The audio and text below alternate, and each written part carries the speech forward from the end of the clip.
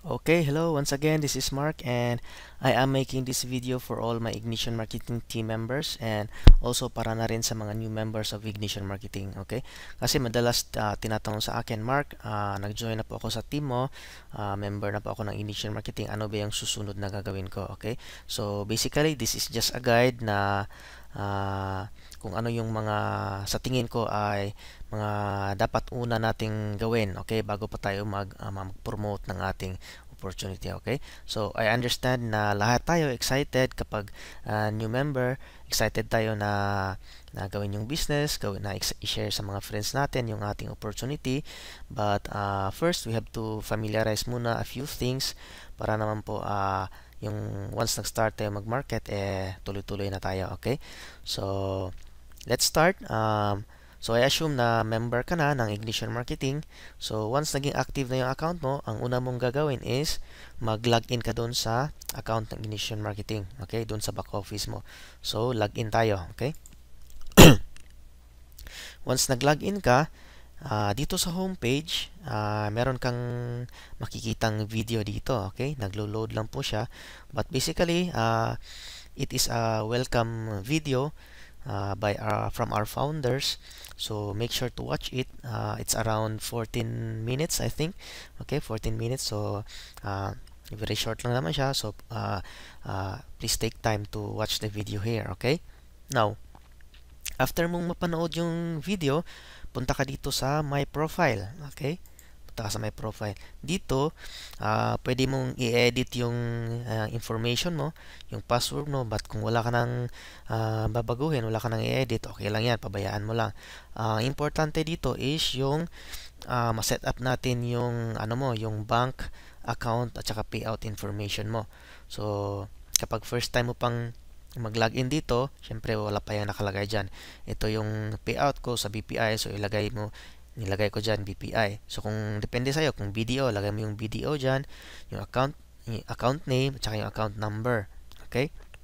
Depende sa napili mo, kung doon ka sa Cebuana Lulier, Lulier, Western Union, pwede rin, okay? Tapos, save mo yung info dyan, okay? So, yun ang first step mo na gagawin mo. Set up mo yung payout information mo. Tapos, once na set up mo na, next step is punta ka dito sa My Tools. Okay? Punta ka sa My Tools. Yan. Pag nasa My Tools ka na, again, meron pong video dito. This is a new members orientation video. Okay? So, again, make sure to watch this video here. Okay? So, panoorin nyo po yung video na ito dito. Okay? So, para at least meron kayong basic na knowledge talaga kung ano yung mga gagawin nyo as a new member. Okay? So, after mong mapanood yung mga yung video na ito dito, scroll down ka pa, sa baba ng video, makikita mo yung mga referral links mo dito. Okay? So, ito yung mga links na i-share mo sa mga friends mo or post mo sa mga promotions mo, okay? So, meron tayong I think 7 or 8, 1, 2, 3, 4, 5, 6, 7. So, meron tayong 8 klase ng mga links, okay? So, iba-ibang links po ito.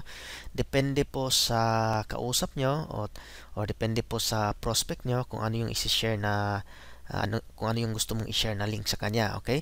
So, ngayon, once na nakita mo na yung mga links dito, I advise na i-test mo muna yung mga links, okay?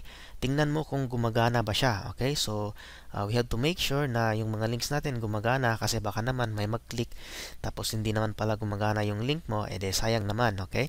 So, ang gawin mo to test, kasi hindi mo siyang pwedeng i-click lang dyan, so i-copy mo lang siya tapos i-paste mo siya sa another window, okay? Paste mo siya sa browser mo. So, for example, this one, website. Yan. So, copy mo lang yan. Yan. Copy. Tapos, click mo dito. Paste lang. Tapos, enter. Yan. Yan. So, dyan tayo napunta, di ba? So, kung napansin nyo, once nag-browse yung friend mo, yung prospect mo dito, at sakaling mag-join siya, maka-credit yan sa'yo kasi kung napansin mo dito sa taas, andito yung referral link mo, andito yung ID mo, di ba? Kasi ito yung kinopya natin, okay? Ngayon, ito namang isa na link, subukan natin, i-copy natin yan. Copy natin. Copy. And then, paste natin dito. Enter. Okay. So, ayan. Another link na naman siya. This is a capture page or landing page ng Ignition Marketing. Okay. So, yan. Gumagana din siya. Okay. So, lahat po yan. Itetest po natin isa-isa yan. Okay. Now, ang purpose kung bakit po natin itetest isa-isa yan, kasi to make you familiarize na rin doon sa mga klase-klaseng page kung saan mapupunta yung prospect mo or yung friends mo kung sakaling mag-click sila ng certain link na yan. Okay? So, iba-iba po yan. Halimbawa, ito. Sign up. Okay? So, i-copy ko yan. Copy. Tapos, i-paste ko yan.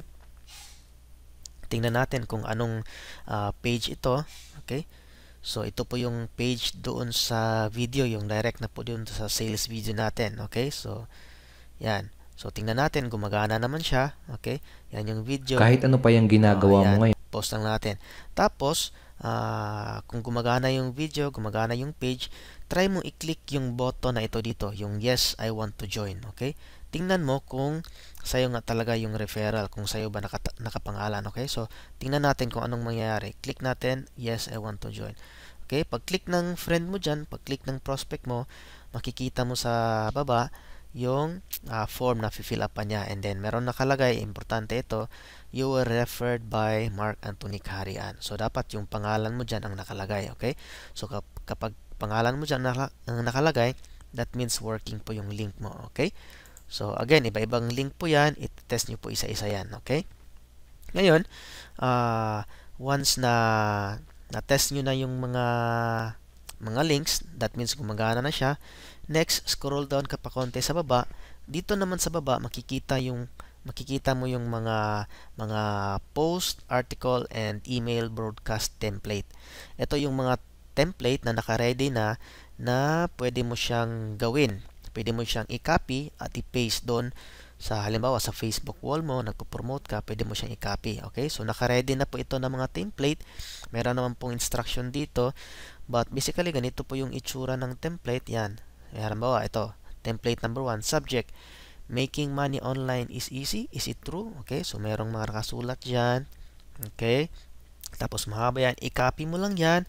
Tapos, i-paste mo doon sa wall mo. Okay?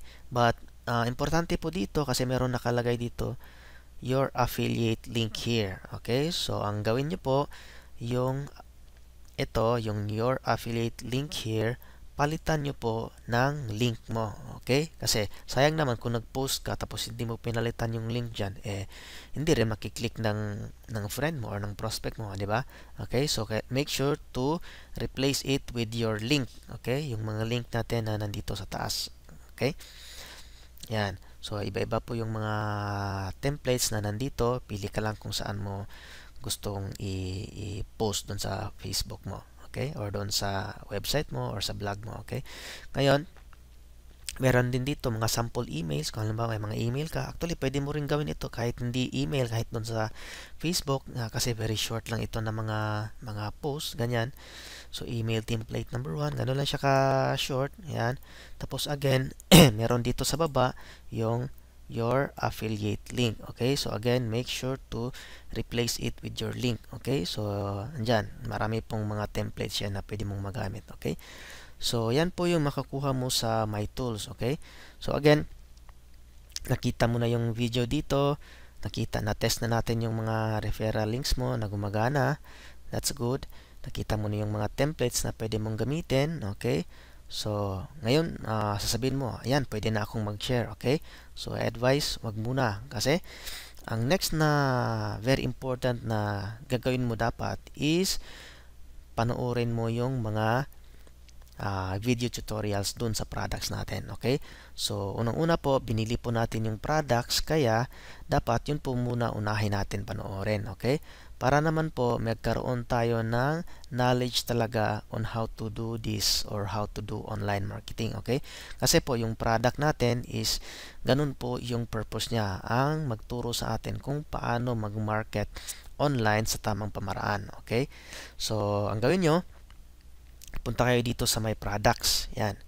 Punta kayo sa My Products, and then kapag basic membership yung binili mo, makikita mo dito yung button access. So, pwede mo nang ma-access yung product. Kapag elite ka naman, ito din yung nasa loob din dito yung mga matutunan mo. Okay? So, kapag basic ka, so ito lang yung button na makikita mo. Wala itong elite inner circle. Okay? Now, once active naman yung member mo, automatic accessible na itong link na ito dito. Okay? So, click mo lang yung access. Yan. Tapos, meron tayong tatlong topics, tatlong training products. So, I advise na panoorin mo rin siya from start dito sa Fast Profit Blueprint. Pag natapos mo yung lahat ng mga videos dyan, proceed ka dito sa Facebook Sikat Marketing. After dito, proceed ka sa bonus to shortcut 100K. Okay? So, step by step yan. Umpisa ka muna dito sa Fast Profit Blueprint. Okay? So, pag-click mo yung open na yan, again, umpisa ka rin dito sa module number 1, video number 1. Okay? So, panoorin mo lahat ng mga modules dyan, pati yung mga videos dyan, pati nun sa ibang mga products. Okay? So, kapag wala kang ginagawa, wala kang trabaho, tapos whole day ka naman naka-online, kayang-kaya mong tapusin ito ng isang araw. Okay? Kapag medyo busy ka naman or may trabaho ka sa araw tapos gabi lang yung vacant time mo, siguro depende sa'yo kung paano mo siya gustong tapusin. Gusto mo bang tapusin in one setting lang? Pwede. Or kung gaya na sabi ko, kapag may work ka sa araw tapos gabi lang yung free time mo, siguro mga 2 nights pwede mo namang matapos ito lahat. Okay? Kasi yung mga videos naman dito is may mga short videos lang po, at meron naman po iba na medyo mahaba. Okay? So again, ito po yung una nating dapat gawin bago po tayo mag-market ng ating opportunity. Okay? So again, review lang natin dito sa home page. Watch mo yung video dito, tapos punta ka sa my profile, set up mo yung payout account mo, punta ka dito sa my tools, tapos panoorin mo yung new members orientation video dito. Yan. Tapos i-test mo yung mga links mo. Pag natapos ng test yung mga links mo, punta ka na dito sa My Products. Okay? So, yung My Products, make sure to watch all the video trainings. Okay? So, importante po yan. Hindi po pwedeng isa muna panoorin mo, except na lang kung medyo familiar ka na how to go around with online marketing. But kapag beginner ka pa lang po, first time mo pang gagawin ang ganitong klaseng business, ganitong klaseng opportunity, I advise na panoorin mo muna lahat yan. Okay? So, in my next video, tuturo ko naman, kasi kung napansin nyo, dito sa my tools, yung mga links natin, medyo mahaba kasi ito. Di ba? So, kung na-observe mo, yan, mahaba yan, di ba? Okay, meron pa itong isa, yan, napakahaba ng links na ito. So, meron po tayong gagawin na pwede nating i-shorten yan para at least mas madaling maintindihan, at saka pwede pa natin ma-customize. Okay? So, yung next na video na gagawin ko, na i-share ko sa inyo, make sure to watch it. Okay? So, that's it guys. Para dun sa mga teammates ko, yan muna ang gawin nyo. And absorb nyo lang yung mga learnings dyan, at saka i-apply lang natin. Okay? So, see you on my next video. Thank you.